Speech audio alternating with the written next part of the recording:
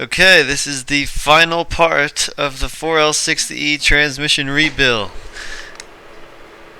Okay, what we're doing now is we're going to assemble the input clutch and reverse input drum as well as the pump assembly.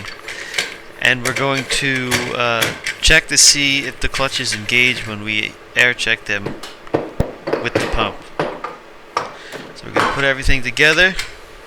We're going to flip it over, put it between the tables, and check the engagement of the clutches. You want to just look to see if they're engaging. That was the input reverse. You can see it moves quite a lot. It's making the table shake. Those are the 3/4 clutches. We have the overrunning clutch.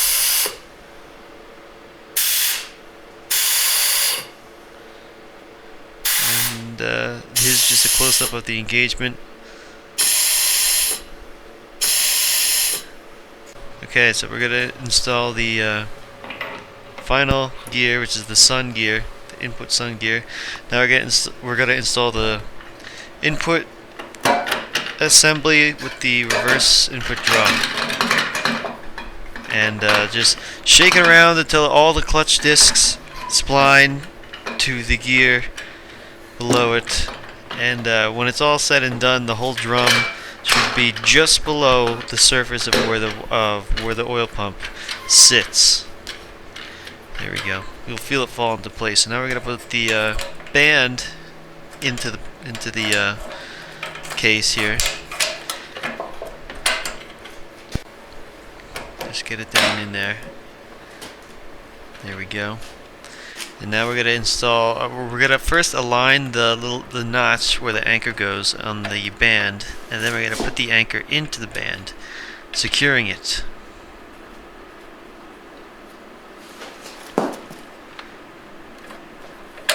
There it is. Okay, so I'm just installing the gasket. First, I'm putting Vaseline on to help it stick. Now, you do not need alignment pins. I found that I can just, you could put it in halfway. You'll see me put it in about halfway and still be able to move it. And from there, you can actually just, like, see right there, I just moved it until the bolt threaded nicely. Now I can just easily install all the other bolts. They all threaded real nicely. And, after I do that, I just snugged them down little by little, just because I didn't want to cock it to one side by tightening one down all the way. And then I torqued these to specs, which I believe is 18 foot-pounds. No. Yeah, 18 foot-pounds. That's it. Okay. Now, you might notice that the valve body gasket and separator plate are on already. That's because I installed them with forgetting to put the servo spring in. But it doesn't matter for this part. This part I'm assembling the manual lever. So first I put the shaft through, and now I'm installing the little retaining clip in the nut on the other side. This is the parking pawl holder. And torquing these to spec. Forget the spec on these. I think it's also 18 foot-pounds. Most of the spec is 18 foot-pounds. Pretty much all the valve body bolts are 18 foot-pounds. This is me tightening the nut on the manual lever, and now attaching the actual lever that the shift cable attaches to.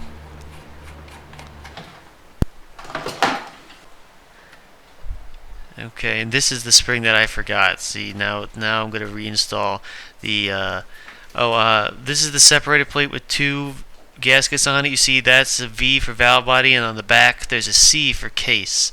There's two different gaskets for the upper and lower, and you got to make sure that they are on the right side. So this is kind of tricky. You need to push down on, first get that one bolt threaded in the separator plate holder, but you need to push down on the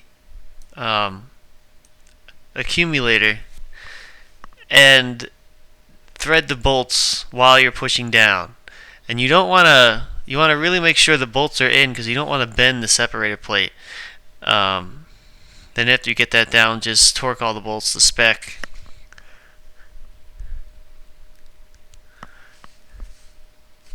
There we go.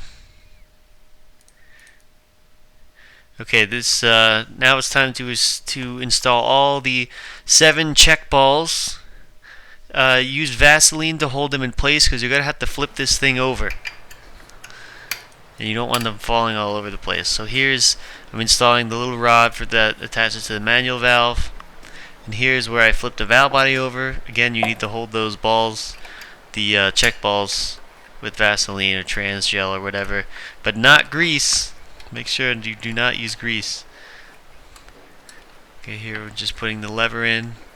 There we go. And now I can drop the valve body down onto the case.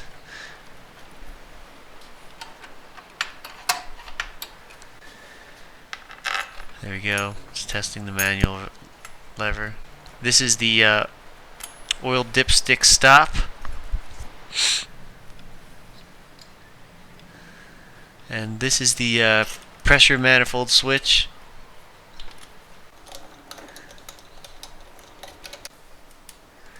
Install the bolts. I'm not tightening them down, I'm just getting them snug. We're going to tighten everything down at once. This is the wiring harness.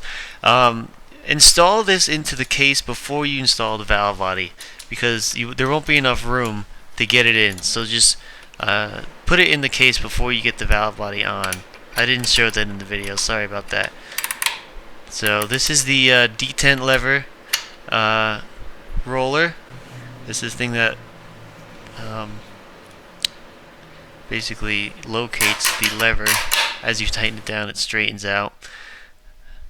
And again, I'm just snugging everything because this is where we're going to tighten everything to spec. You have to tighten it in a spiral pattern, starting from the middle and working your way out. You have to tighten it in the specified pattern that is in the factory service manual. Each bolt is torqued at 18 foot-pounds. So just follow the pattern and be really careful. Okay, now we're installing the solenoids. They go in each bore and then they clip in. So here's another one.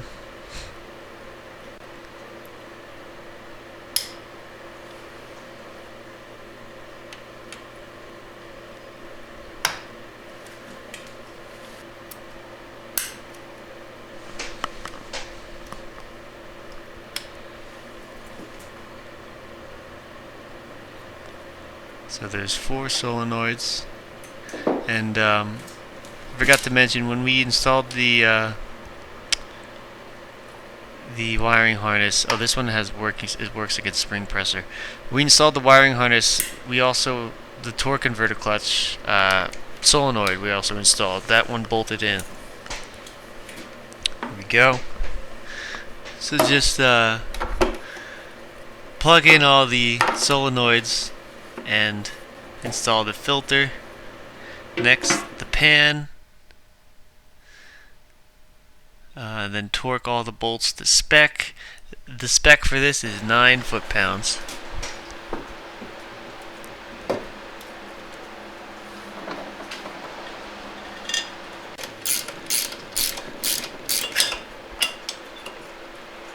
Then, yeah, we're installing the tail housing now. Now this is the servo. I installed it facing down, but then I flipped it over because it's easier to install it like this. Just push it down, push that snap ring in, then you're good to go. And that's it. That's the whole rebuild, guys. Thanks for watching. This was a lot of fun.